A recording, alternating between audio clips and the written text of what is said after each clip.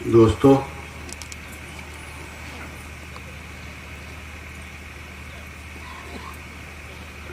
स्वदेशी ग्राम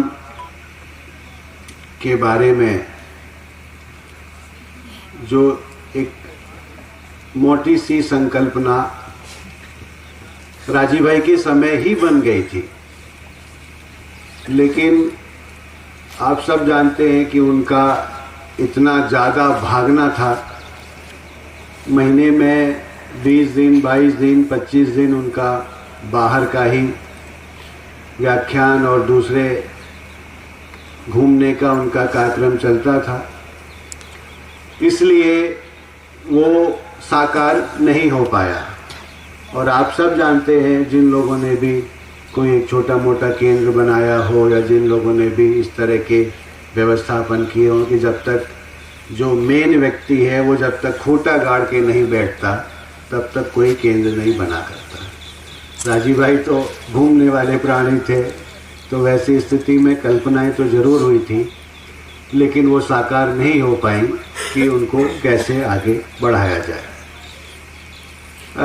मुझे अच्छी तरह से याद है कि जब उन्होंने पूना का व्याख्यान दिया, पुणे का जो इंजीनियरिंग कॉलेज का उनका व्याख्यान है, वो शायद 2002 के आसपास का है, 2002 नवंबर दिसंबर के आसपास का होना चाहिए।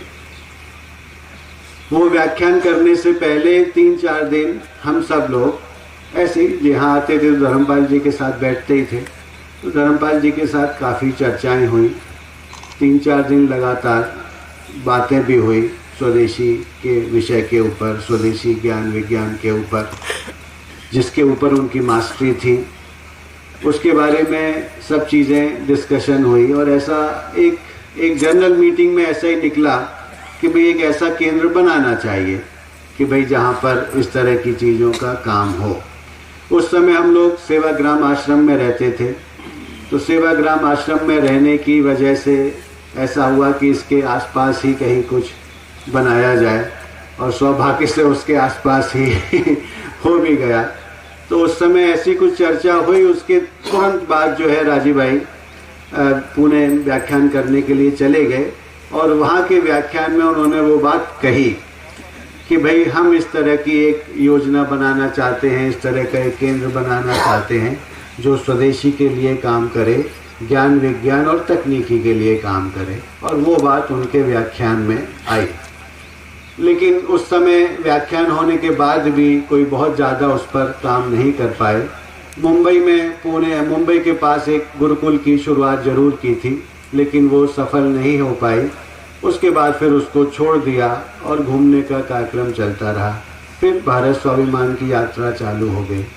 तो उनके जीते जी इस पूरी कल्पना को हम लोग मतलब साकार करने की दिशा में बहुत ज़्यादा पहल नहीं कर पाए। अब उनके जाने के बाद हम लोगों ने सोचा कि भाई करें क्या और कैसे काम की शुरुआत की जाए। राजीव भाई की अपनी एक क्वालिटी थी, उनकी एक अपनी क्षमता थी, उनका अपना एक सोचना था, उनकी काम करने की एक शैली थी। उस हिसाब से उन्होंने काम किया और देश भर में एक विचार को स्थापित करने के लिए पूरा जीवन लगा दिया। लेकिन हमारी तो क्षमताएं ऐसी नहीं हैं, हमारे अंदर तो ऐसी क्वालिटीज़ नहीं हैं, तो अगर हम उसी तरह से सोचेंगे तो शायद ना हो पाए। तो हम लोगों ने सोचा कि हमें कुछ दूसरे ढंग से सोचना चाहिए। और मैं उनके साथ लगभग पूरे समय रहा हूँ। पूरे समय से मतलब जो बाहर घूमने जाते थे तो मैं बाहर घूमने नहीं जा पाता, लेकिन सामाजिक जीवन में जब से उन्होंने सामाजिक जीवन शुरू किया है तब से लेके और अंतिम समय तक एक तरह से साथ में ही रहना हुआ है।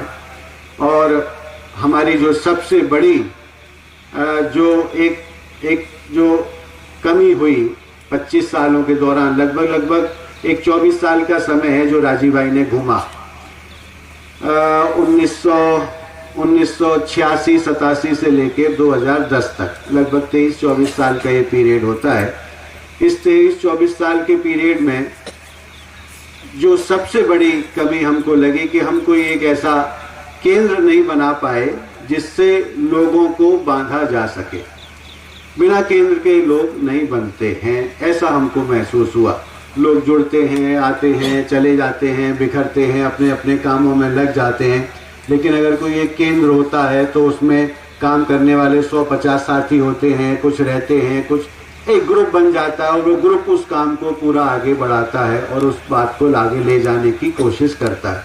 लेकिन चूंकि वो नहीं हो पाया, इसलिए राजीव भाई के माध्यम से स्वदेशी का विचार स्थापित तो हुआ, लोगों के मन में तो गया, लेकिन उसके जो प्रायोगिक स्वरूप निकलने चाहिए थे वो नहीं निकल पाए। इसलिए राजीव भाई स्वदेशी के ब्रांड एम्बेसडर तो बने, लेकिन स्वदेशी के आधार पर कोई बड़ा हम एक सिस्टम खड़ा कर पाएँ, कोई बड़ा प्रयोग खड़ा कर पाएँ, ये कोशिश नहीं हो पाई। और शायद हमको लगा कि हमको अगर दोबारा से शुरुआत करनी है तो यहीं से शुरुआत करनी चाहिए। वैसी स्थिति में हम लोगों ने योजना बनाई कि भाई दो रास्ते हैं। या तो ये है कि भाई शुरू में राजीव भाई जैसे ही गए तो हम सब लोगों ने बैठक की, मीटिंगें की, फिर प्लान बनाया कि भाई घूमने का कार्यक्रम होना चाहिए, गाड़ियाँ करनी चाहिए, 2-4 गाड़ी खरीदनी चाहिए, देश में घूमना चाहिए जैसे वो घूमते थे। वो सारी योजनाएं बनने के बाद भी फिर दोबारा से मन में आया कि भाई अगर घूमेंगे तो आप इसको क्लब कहाँ करोगे। क्लब करने की अगर आप में ताकत नहीं है और क्लब करने की आपके अंदर क्षमता नहीं है तो शायद ये फिर से दोबारा वही होगा जो 25 साल में हुआ। तो हम लोगों को लगा कि नहीं, अब थोड़ा सा हमें रणनीति बदलनी चाहिए, एक स्ट्रेटेजी बदलनी चाहिए।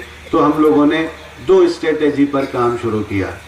एक तो राजीव भाई का शरीर हमारे साथ नहीं है लेकिन उनका विचार हमारे साथ है। तो जैसे वो घूमा करते थे वैसे ही हम ऐसा मान के चलें कि उनकी आवाज़ घूमती है जगह जगह, राजीव भाई ही घूमते हैं, ऐसा हम मान के चलें। तो हम लोगों ने एक तरफ योजना बनाई कि जो भी उनके व्याख्यान है, जो भी उनका साहित्य है, उसको जितना ज़्यादा फैलाया जाए उतना ज़्यादा हम फैलाएं। और देश भर में एक टारगेट रखा कि भाई हमको इतने स्तर तक जाना है।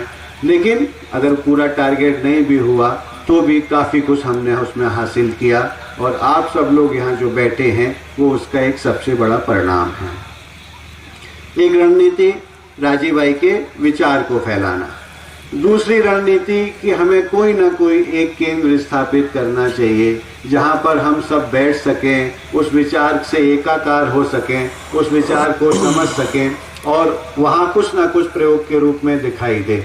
क्योंकि राजीव भाई ने जिन विषयों पर बोला है वो सारे प्रायोगिक विषय हैं। ऐसा नहीं है कि सारी थियरी के विषय हों कि भाई उस पर प्रयोग करने की ज़रूरत नहीं है। सारे विषय प्रयोग के विषय हैं। और हमसे लोग लगातार ये पूछते हैं कि भाई, पहले भी पूछा करते थे कि आपने कहीं प्रयोग किए क्या। तो उस आधार पर जिन जिन लोगों ने राजीव भाई के कहने पर प्रयोग किए वहाँ पर हम उनको बोल सकते थे कि भाई यहाँ चले जाइए, यहाँ चले जाइए, यहाँ देख लीजिए, वहाँ देख लीजिए। लेकिन अब राजीव भाई नहीं हैं तो हमारी सबसे बड़ी ज़रूरत ये लगी कि सबसे पहले केंद्र की स्थापना हो और उस केंद्र को एक आधार बनाकर हम इस काम को दोबारा से आगे फॉर्मेट करें और इसको चालू करें।